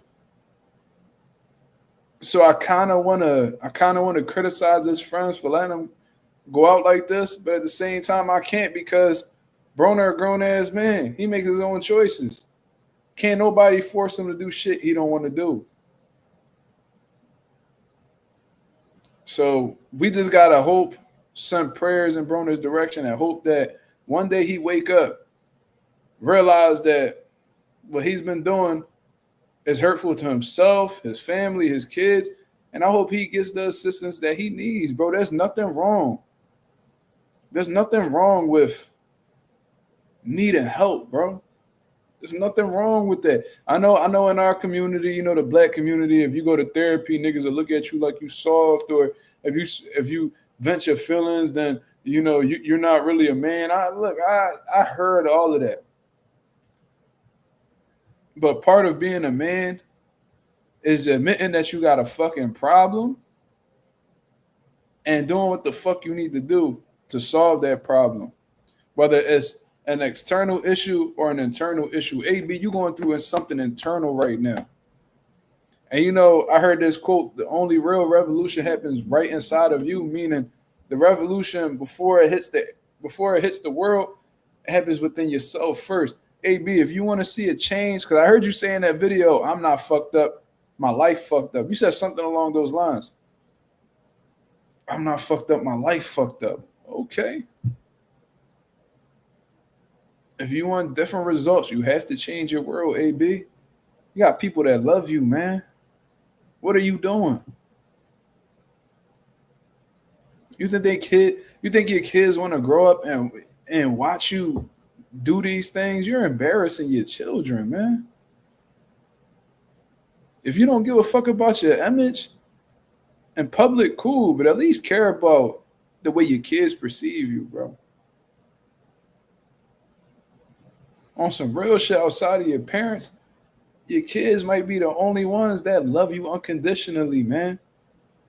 And I hope you take that love that you receive from your kids and let that motivate you to be a better person and get your life back together. Seriously. I seen what alcohol could do to people, man. That shit affected my life very negatively. It's been a constant theme of my life. It's nothing good that come out of alcohol. Yeah, you might have a good night out, and it enhances this, and it just makes you. I listen. I done heard it all. I grew up around Puerto Ricans. I'm the only one that don't drink. I'm the only motherfucker who don't drink in my family on my mom's side. They all get crazy. They all turn up. Yeah. It's cool. But if you continue to partake in that,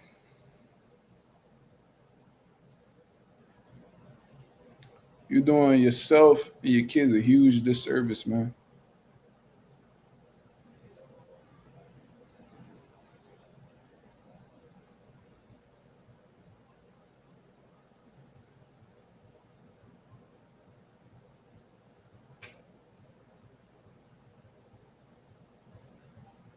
It's absolutely sad, bro. So prayers go out to Broner. I hope you find a light, because I tell you right now, Broner in a real dark place. In a real dark place.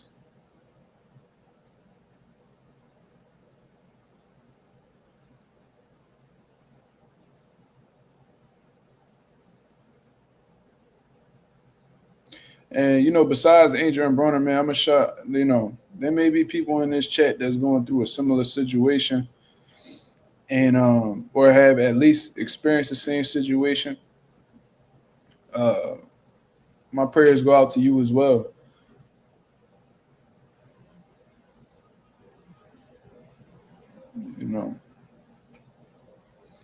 That's a serious thing, and like I said, it had a negative impact in my family life, in my love life. It's had an ultimate effect on the whole dynamic that I have with my son right now. The big reason why I had to fight for my son was because of alcohol.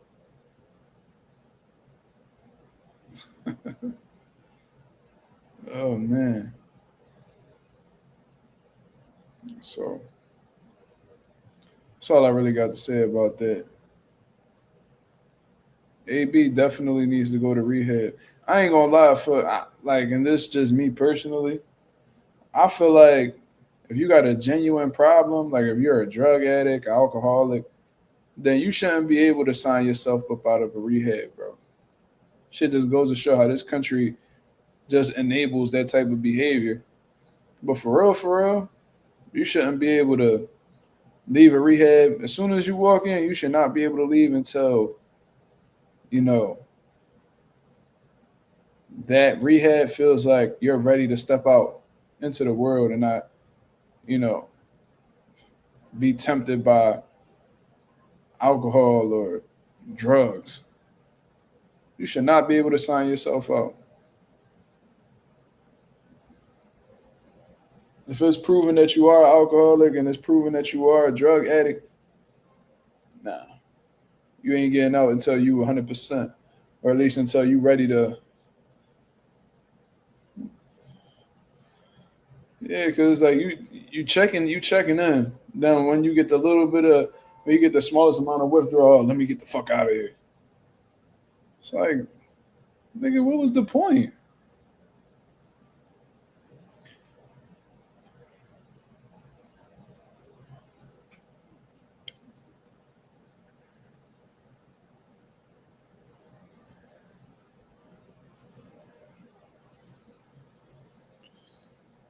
Yeah, man. Shout out to my people out here. Look, bro, I told y'all, I never been drunk a day in my life. Never. And I promised myself, my son will never see me drunk. You'll never see me in a bar drinking, starting fights because I'm drunk, or being abusive because I'm drunk. No, everything in this life moving forward is going to move off of sobriety. I mean,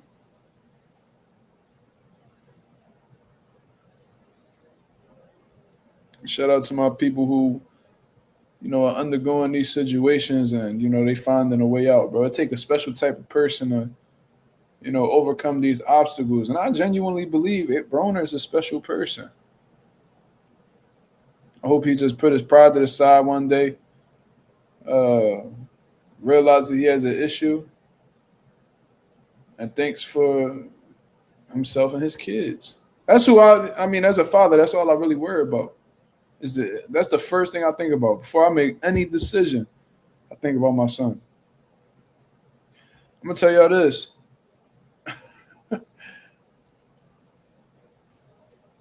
Yeah, I mean, this ain't really relevant. Never mind.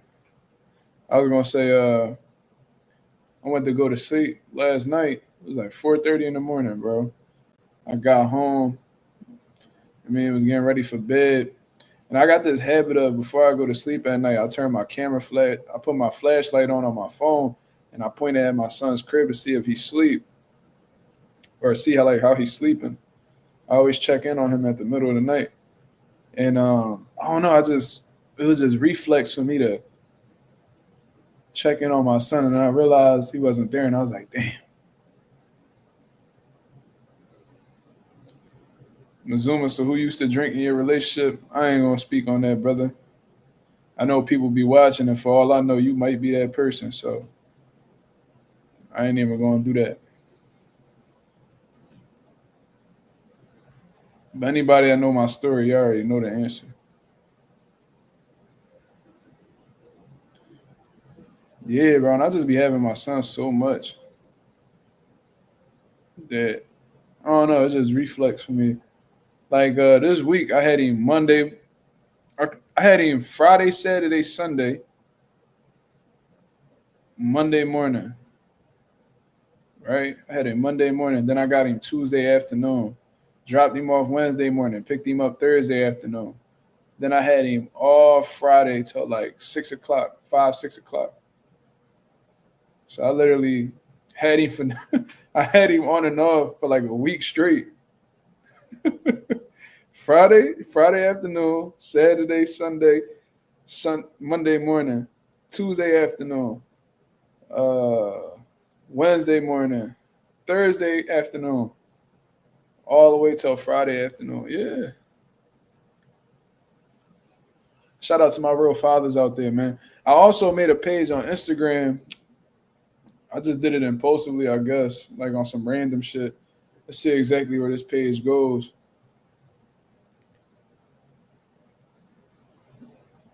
And this page is called The Father's Perspective. So this is a new page that I just put up.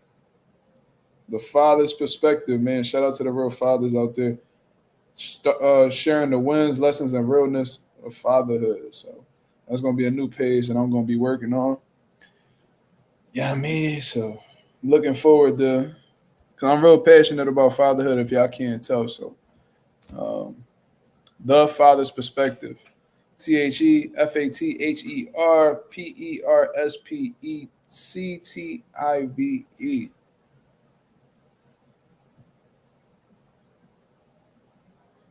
Yeah, shout out to Boxing International.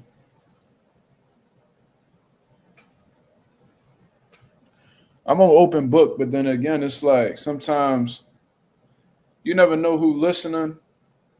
And, motherfuckers be... I done been through so many court dates, and, man, you never know what'll be used against you, bro. So,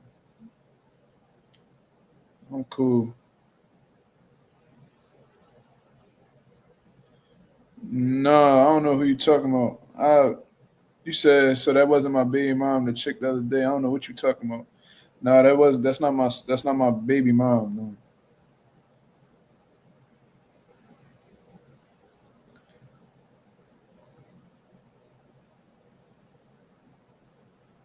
I don't even like the baby mom term. I say my son's mother.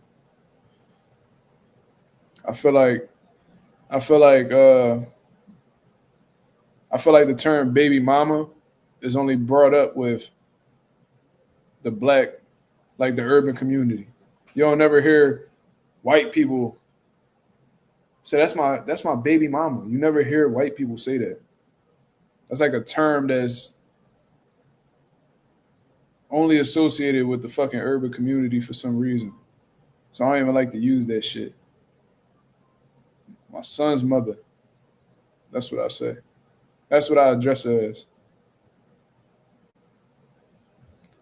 Well, it depends on the day. I might address her as something else, but my son won't hear that. You feel me? What you think that Jake Paul and Tank press conference going to be like tomorrow? Who fucking cares, Yasir? No disrespect. I really don't care to really speak on that, John. Bro, these motherfuckers, if y'all see my latest video, y'all see these niggas was mad at Georgia for not making it a sanctioned fight, right? Even though these niggas is damn near 100, there's nearly an 100-pound weight difference between the two. They was mad that they couldn't get the fight sanctioned. So that's like, man, let's go over to Florida and get this shit sanctioned. So they bring it over to Florida. They're going to have to fight in Miami.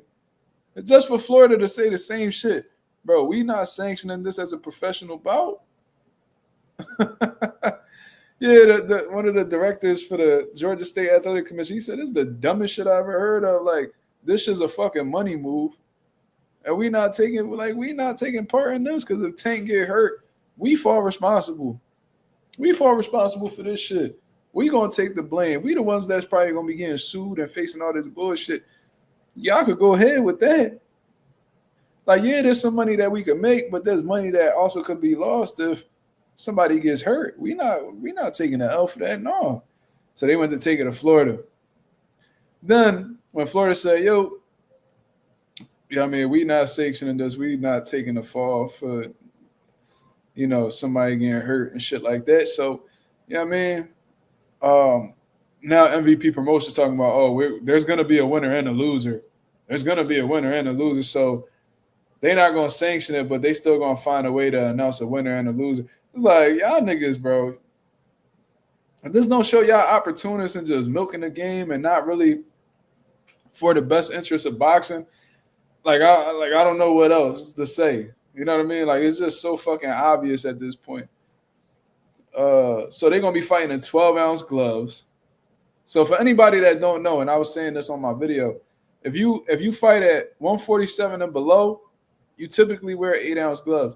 154 pounds and above to heavyweight, you wear 10-ounce gloves. They put in 12-ounce gloves on both of these guys just to provide a little bit more padding considering the huge weight difference that's between the two. So if Jake Paul hit Gervonta up his noggin, at least it won't be as damaging as that same punch in some 10-ounce gloves or some 8-ounce gloves. You know what I mean? Then they also said that this won't be counting on the rule books, but like this won't count on the books, buddy. So there'll be technically there'll be no winner or no loser. So you cannot gamble on the fight anyway.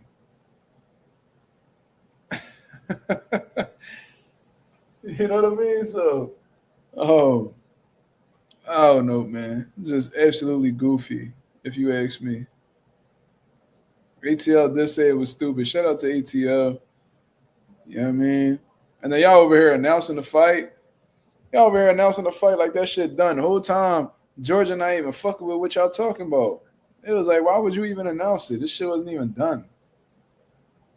Y'all was just so short. See, that's how you know they arrogant little dickheads, right? I'm gonna tell y'all why. Because they had this preconceived notion that because they're gonna generate so much revenue and because this is gonna be such a big event, that these commissions are gonna be like, oh, you're gonna bring this, oh, you're gonna bring X amount of dollars here, sign, no problem. No, not everybody think that all money is good money like y'all. Because y'all them type niggas. Tank, you that type of nigga. You think all money is good money. Even at the cost of your reputation, you think all money is good money. You know, losing respect amongst your people is okay with you unless, you know, as long as you get a check. You one of them type niggas. You think all money is good money. And Jake, he don't give a fuck about boxing. He don't give a fuck about boxing. So, of course, he going to think all money is good money. He don't give a fuck about the sport thriving. He's seen a loophole in the system, seeing that he got a little bit of talent and that he can make some money, milk the game. They businessmen, bro. So I don't really expect nothing less out of Jake. But Tank, absolutely disappointing in my opinion. Well, people be like, oh man, he making this, man. You know, he making this much money. And from what I heard, Tank making a stupid amount of money. But guess what?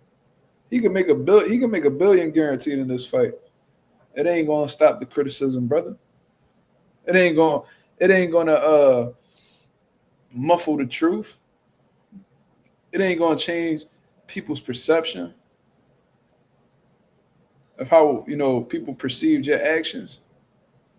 Yes, Outer Pal said, can't believe it's an exhibition. Bro, there's no other choice than to be an exhibition. When I heard they was fighting, I'm like, bro, there's no way. I said, there's no way they're going to make this a pro bout just because of the huge weight difference. And I was like, whatever, if a sanctioning body, or I'm sorry, not a sanctioning body, if an athletic commission approves this fucking fight, they got to be some of the most corrupt bastards that ever graced the sport of boxing. Like if they would have said, because they did it with Mike and Jake, but Mike was actually, Mike and Jake had similar weights. They were similar weight. They were like in the same weight range. So they still took their cautionary measures. You know what I mean? Gave them both smaller gloves and bigger gloves and stuff like that. And I think they did like 2-minute rounds. So, they made shit safe for older Mike Tyson. But this one right here, you ain't got no leeway whatsoever to, play this, push this narrative that this is like a fair fight. It's not.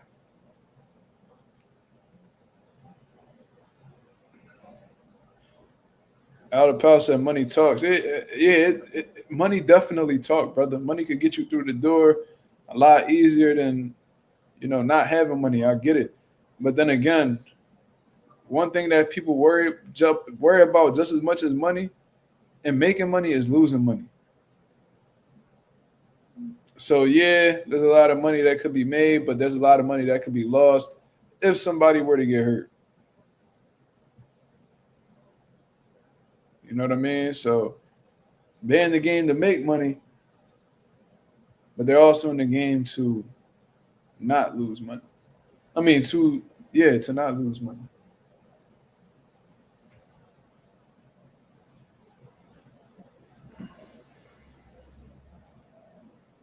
He said Jake the face of boxing. That's hilarious.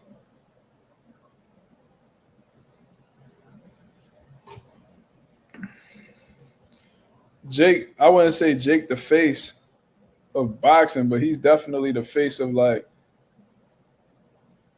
the entertainment side of boxing. Because I feel like in this era of boxing, we got faces for different shit. Like you got like the boxers who like, you got the faces of boxing that apply that are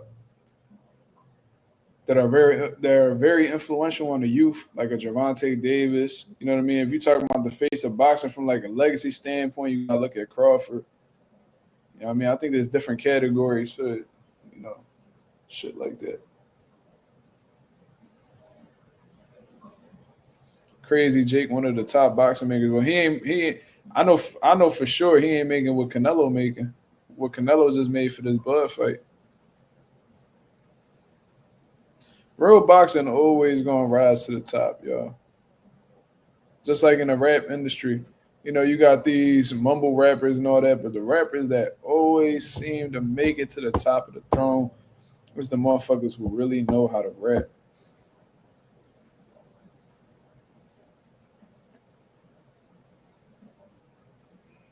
He the face of clown boxing facts. That's what I was trying to say. He like the king of like the bullshit side of boxing.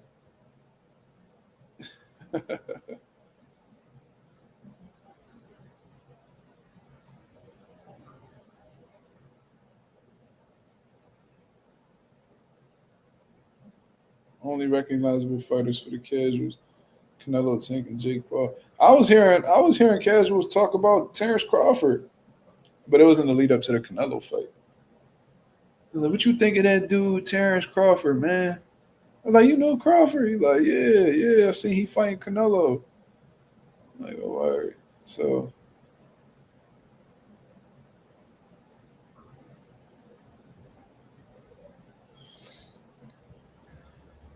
Ashtray says, same. I believe it's multiple faces, but the faces the higher ups recognize in the sport is Canelo and Tank. Tank is very, very influential amongst the youth, for sure. At Canelo, he just been relevant for so long. So definitely hear what you're saying. We got any last questions before we get up out of here, man? Said a lot of people hating on Boots crazy. Are we surprised? Yo, so I actually, Boots is actually going to be doing a media workout in Philadelphia this Saturday. So I thought it was today for some reason, but I misread this message that I got. So I'm gonna be looking to go to that media, that what's that shit called again? I'm tired as a motherfucker. That media workout. I'm looking to go to that media workout this Saturday, man. We're gonna ask Jerron Ennis some questions. You feel what I mean? Maybe me and Jerron Ennis, since they doing it at a ballpark, maybe we could do a shootout. You know what I mean? We could shoot threes. You feel me? Let's see who if he's allowed to, because it is close to the fight. I don't want him pulling no shoulder or hurting no wrist or nothing like that. Maybe me and Boots could have a 3-point shootout and see what happens. You know what I mean? I like my chances.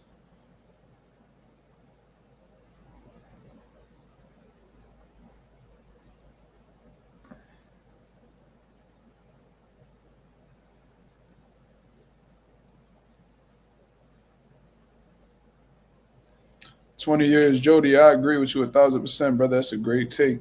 I think a lot of the hate that Boots gets is, in a way, fear. You know what I mean? Fear of the threat that Boots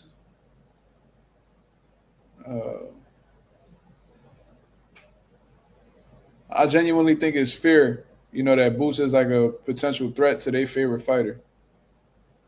You know what I mean? A lot of these motherfuckers that be hating on Boots, they be Bud fans. That's cool.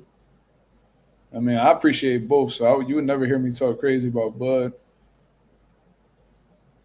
or Boots, you feel what I'm saying? But I do be noticing that a lot of people that had a lot of shit to say about Boots is Bud fans or even people from Bud team. And, if he was a nobody, they wouldn't go out of their way to talk about him. So we just leave it at that. Who's the next face of boxing in your opinion after Canelo and Tank? Maybe Boots.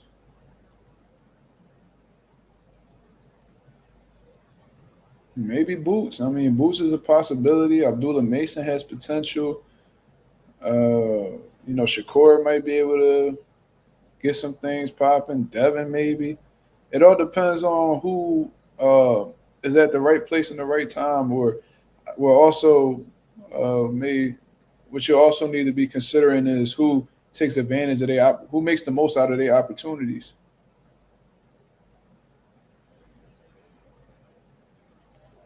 Dev already undisputed.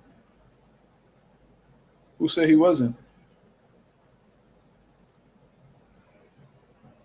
Anonymous said, who cares about the face of boxing convo? I care about who's the best, not who's winning the popularity contest. That's a fact. Yep. I support that comment right there 1,000%. Yeah, man. Definitely agree. Fuck a popularity contest. It's all about who facing the best and who beating the best. It's really that simple. But I'm going to get up out of here, man. I appreciate everybody that came through and show love. If you could go ahead and hit the like button on the way out, that'd be very much appreciated. I'm going to go ahead and catch me some Z's. I'm absolutely exhausted. But I am going to be off from work tomorrow. You feel what I mean? So I might be back at y'all with a video, early on in the day. So just be on the lookout for that. If y'all new to the channel, please hit the subscribe button. We on the road to 3K. We well into the 3,100 mark. About to hit that 3,200 mark in due time. I'll be back at y'all with another live 10 p.m. Eastern Standard Time tomorrow to continue cooking up on what's going on in the boxing world. Until then, I hope y'all have a blessed, beautiful one. I'm up out of here, man. Peace.